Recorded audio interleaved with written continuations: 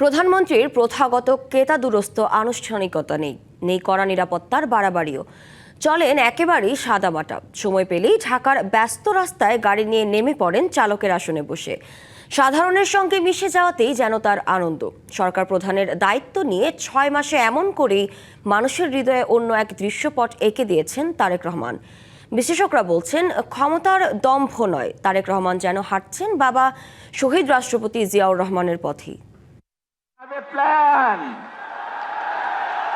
for the people of my country. রাজনৈতিক প্রতিহিংসার শিকার তারেক রহমান 17 বছর পর দেশে ফিরেন পরিবর্তনের পরিকল্পনা নিয়ে। সকলে মিলে আমাদের প্রত্যাশিত বাংলাদেশকে গড়ে তুলব। কথা রেখেছেন তিনি। অন্তত প্রধানমন্ত্রীর শপথ নিয়ে আটকে যাননি ক্ষমতার দম্ভে। সরকারের প্রধানমন্ত্রী পদের কর্তব্য বিশ্বস্তার সহিত পালন করিব।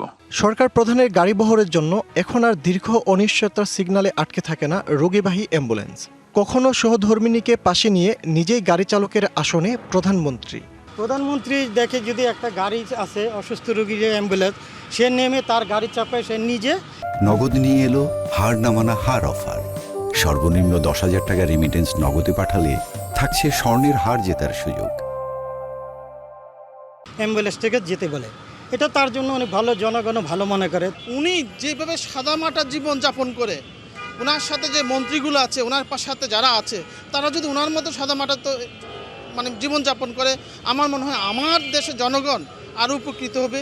স্টানবাজি আমি বলবো না, এই যে জেনজিদের যে নার্ভটা ধরা, যে ওদের ইমোশনসকে নিজেদের করে নেওয়া এবং populism in a positive way, সবাই যে ওনাকে অ্যাকসেপ্টেন্স রেটটা যে এত বেশি, এই জিনিসটা আসলে মানুষের মধ্যে একটা পজিটিভ দিক ক্রিয়েট করতেছে। আবার কখনো বা পথে গাড়ি থামিয়ে শিশুদের সঙ্গে সেলফি তুলছেন তারেক রহমান। নিরাপত্তার চাদরে চেনা বৃত্তের বাইরে গিয়ে সাধারণ মানুষের সঙ্গে মিশে যাচ্ছেন অবলীলায়। সরকার পরিচালনার ব্যস্ততার মাঝেও দায়িত্বশীল বাবা মেয়েকে নিয়ে যাচ্ছেন সিনেমা দেখতে, যা সাধারণের কাছে চমক। সরকার প্রধান হিসেবে তারেক রহমানের এমন সাদামাটা জীবনযাপনে উচ্ছ্বসিত জনগণ।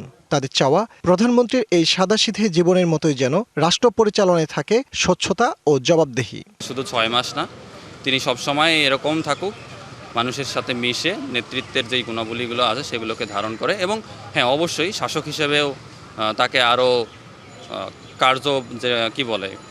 কর্মদক্ষতার সাথে এগিয়ে যেতে হবে। প্রধানমন্ত্রী যেই জেস্টার শো করছেন, এটা আসলে শহীদ রাষ্ট্রপতি জিয়াউর রহমান যেভাবে চলতেন স্বাভাবিক জীবনে, তার সুযোগ্য সন্তান হিসেবে উনি কিন্তু এভাবে চিন্তা করছেন। তো এটা তাকে অ্যাপ্রিসিয়েট করার মতো, কারণ এই প্রধানমন্ত্রী হওয়ার পরও আপনি এই চরিত্র ধরে রাখাটা কিন্তু স্বাভাবিক না।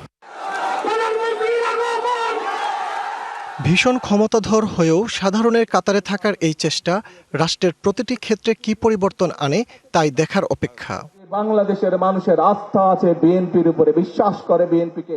ফজলে রাব্বি, সৌরভ, ডিবিসি নিউজ, ঢাকা।